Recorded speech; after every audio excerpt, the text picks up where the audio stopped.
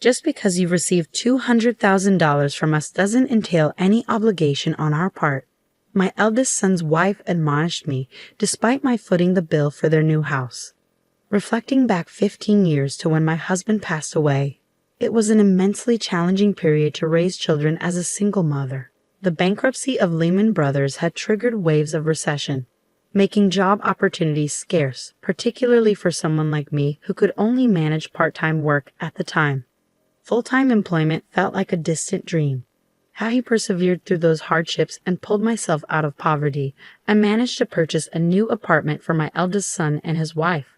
However, instead of gratitude, my eldest son's wife continued to show disrespect. Frustrated and at my wits' end, I turned to my son, asking if he had anything to say while his mother was being treated so poorly. His indifferent response stung. "See what happens when you stop paying." That moment, something inside me snapped. "Well then, I will," I declared, cutting off all payments. And thus, I am Emma, currently 53 years old, a single mother who raised 2 boys on her own. I got married at 20, bore my eldest son Edward at 22, and 3 years later, welcomed my second son George into the world. Life was good with my loving and family-oriented husband, who worked for a small to medium-sized enterprise. Our modest lifestyle reflected our financial situation. We made do with the cheapest groceries, indulging in grilled meat only on payday. Tragedy struck when my husband died in a car accident, leaving us without his income.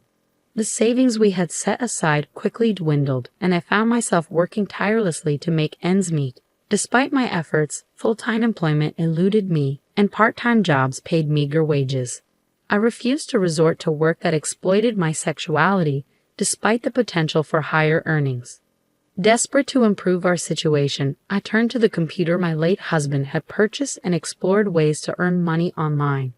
Starting a blog titled Single Mom's Child Rearing Struggles, I subtly incorporated affiliate marketing, hoping to supplement our income. To my surprise, the blog gained traction rapidly, attracting attention from online articles and magazines, resulting in a steady stream of income deposited into my account every month. Requests for lectures started pouring in, and before I knew it, I had earned the title of Queen of Affiliate Marketing. Leaving behind my day and night part-time jobs, I made affiliate marketing my primary source of income, hosting lectures and seminars on the side. Suddenly, I found myself living a lifestyle so opulent that it seemed unbelievable compared to the days when I struggled to afford even a school backpack for George. However, as our financial situation improved, cracks began to appear in our family dynamic. Edward, basking in newfound extravagance, neglected his studies and ended up failing a year of high school. Refusing to repeat the grade, he dropped out altogether, immersing himself in the nightlife scene and falling in with a troublesome crowd. Looking back, I realized how foolish I was to get carried away by my newfound success, neglecting my role as a mother. Caught up in the whirlwind of lectures and accolades, I failed to be there for my sons during their crucial adolescent years. Instead, I showered Edward with money whenever he asked, oblivious to the harm it was causing. While Edward spiraled into trouble with the law, George, in stark contrast, remained steadfast in his studies, distancing himself from negativity and injustice. Their paths diverged drastically, straining their relationship. George, witnessing Edward's aimless existence, voiced his concerns, urging me to stop enabling him. Determined to help Edward find purpose, I secured him a job at a publishing company through a connection. Yet despite my efforts, Edward's disregard for responsibilities led to his eventual dismissal, leaving me frustrated and disappointed, especially considering the publisher's support in turning my success stories into books. I found myself apologizing once again, this time for the irresponsibility of my over 20-year-old son. However, to my surprise, they offered their own apologies, admitting that our guidance had been lacking. It was a bitter experience for all involved, leaving no one feeling fulfilled. Feeling unfit to be used by others, I resolved to venture into something on my own. Despite his own lack of perseverance, Edward finally expressed an interest in starting his own business. I invested in his venture, an import business, only to suffer significant losses when he treated it more like a series of sightseeing trips than a serious endeavor. Optimistic due to my extensive network of friends, Edward then turned to network marketing. In support, I purchased pots and water purifiers, hoping for success. Unfortunately, this too ended in failure. Matters worsened when Edward registered George as a member without his consent, damaging their relationship and leading to more apologies from us. Despite these setbacks, Edward met a woman through his network marketing efforts and began discussing marriage and future plans. Hoping it would inspire responsibility, I supported him once more, buying a new condominium for their home. However, their life remained unstable, and they forewent a wedding ceremony. Their next idea was to open a wine bar in New York as a couple, and I provided the startup capital. With Edward now 30 and married, it was clear he couldn't rely on his parents forever. Despite previous failures, we decided to open the bar as a corporation, both holding representative rights.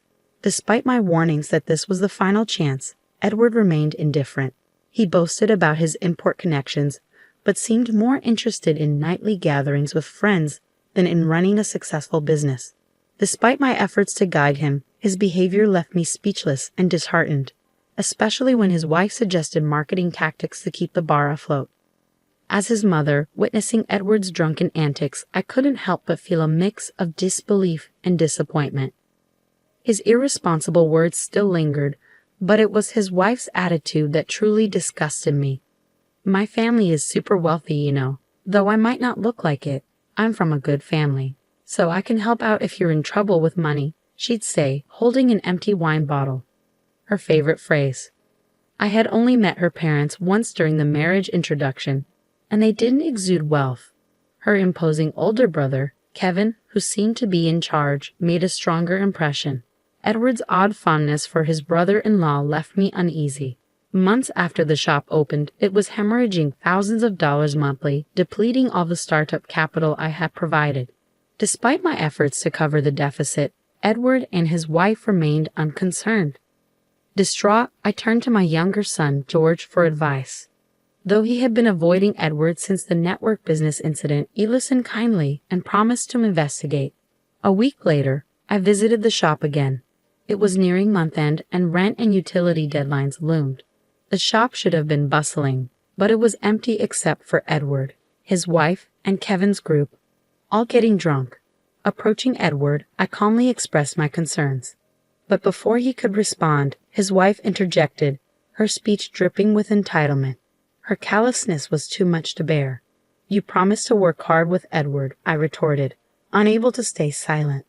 What is this situation? I couldn't understand why they spent every day getting drunk with Kevin's friends. Today, I decided to confront them about the situation.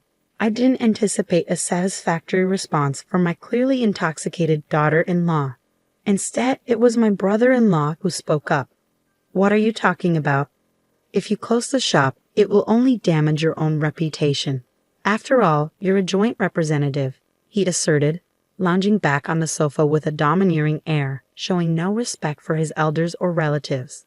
You're just nouveau rich who doesn't know how to use money. That's why we're spending it for you, he continued, bombarding me with unbelievable words. Overwhelmed by his audacity, I finally became emotional.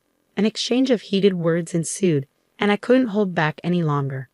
I'm the one who provided the money to open this store and for your apartment. How can you say such terrible things? I exclaimed, feeling the weight of my husband's absence keenly. Unable to tolerate the insults any longer, I turned to Edward, hoping for support. But he remained silent, even as his mother was being insulted in front of him. Then try stopping the payments, he retorted callously, his words cutting deep. Something inside me snapped. I'd be happy to do just that, I declared, leaving the shop with those words ringing in the air.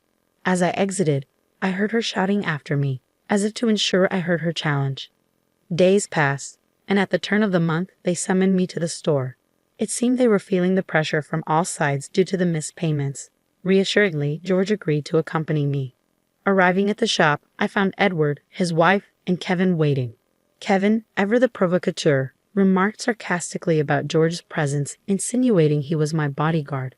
Thankfully, Edward clarified that George was his younger brother, and Kevin seemed to understand, his speech surprisingly clear without the influence of alcohol. However, I noticed something amiss. Edward remained standing while his wife and brother-in-law lounged on the sofa. Kevin wasted no time in addressing the situation, his tone heavy with accusation as he rested his feet on the table. I couldn't contain my anger at his utterly outrageous behavior and snapped back, reminding him that it was none of his business. But George intervened, urging us to continue as it wasn't entirely unrelated. Introducing himself once more, he revealed his profession. I am George, an attorney. I am going to sue Millie and Kevin, who claims to be her brother, for fraud and embezzlement. His calm demeanor left the three of them puzzled. When did you become a lawyer? Edward asked incredulously, as George had still been a high school student during the network business incident that caused a rift between the brothers. Since then, Edward and George hadn't communicated much, leaving Edward in the dark about George's endeavors. Undeterred, George proceeded to lay out the facts. Firstly, Millie, you and Edward are living together in the apartment purchased by our mother, and you're working together in the store financed by her. However, since you haven't submitted a marriage certificate yet, your arrangement is considered a de facto marriage. Ignoring Edward's question, George pressed on. Interrupting, Edward turned to Millie in surprise, questioning whether they had indeed not submitted their marriage certificate. Flustered, Millie settled back onto the sofa, struggling to find her words.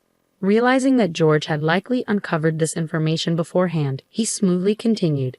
In addition to that, Millie, you have been in an intimate relationship with Kevin for a long time and have been cohabiting with him right before you started living with my brother. Edward's expression shifted from surprise to annoyance. Wait, is it true, bro? He demanded, finally grasping the gravity of the situation. I couldn't help but glare at him as George laid out the damning evidence.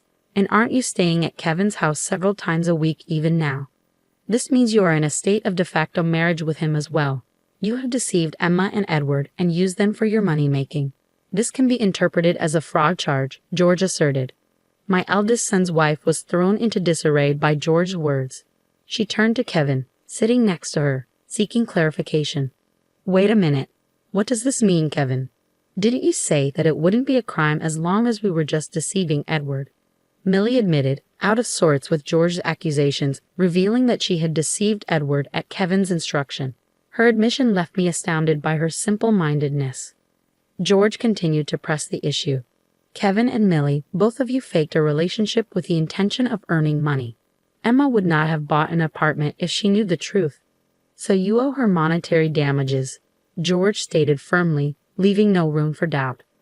Kevin, finally grasping the severity of the situation, radically changed his attitude and began to apologize, even prostrating himself in contrition. But George wasn't finished. Aren't you reselling the expensive wine you bought in this store on your personal website? That's embezzlement, and it's pretty severe, George pointed out, impressing me with his thorough examination of the store's accounts. As Kevin's past offenses came to light, Millie interjected, revealing that they were both currently on probation. George explained that probation sentences are cumulative, meaning previous offenses would add to the current one. Millie realized the gravity of their situation, understanding that they might not be free for more than 20 years. With evidence of embezzlement, fraud, and monetary damages, George made it clear that they needed to be prepared for the consequences. The weight of their actions hung heavy in the air as the reality of their predicament sunk in. I may not fully grasp the legal intricacies, and George's actions might seem harsh, but it's clear these are serious crimes. Finally understanding the gravity of their actions, the two of them bowed before us in silence. So I was a victim of fraud. Thanks, George, you saved me, Edward remarked, acknowledging George's role in uncovering the truth. However, when George announced plans for a civil lawsuit against them, Edward was taken aback, finding the situation too complicated to comprehend. Despite being one of the business associates, George sought damages for the store's losses caused by Kevin's mismanagement and warned Edward of potential criminal charges if he continued to turn a blind eye. As they pleaded for leniency, I realized George had been aware of Millie's actions since the network business incident. His dedication to justice and his meticulous investigative skills, honed while studying law and working at a detective agency, were evident. Despite his firm stance, I couldn't help but marvel at his growth from a bullied child to a capable adult. Ultimately, George chose not to press charges immediately, citing the statute of limitations for fraud cases. He observed their behavior, hoping for genuine reflection and change of heart. And change they did. Millie now works diligently at a nursing home, while Kevin dedicates himself to church duties as a priest apprentice. Even Edward, once a cause for concern, has distanced himself from his past associates and runs the wine bar with integrity. Their transformations give me hope for the future. Perhaps it's time to celebrate their progress with a launch party for the wine bar. And as I reflect on the twists and turns of this journey, I consider writing a book to capture the remarkable story of redemption and growth.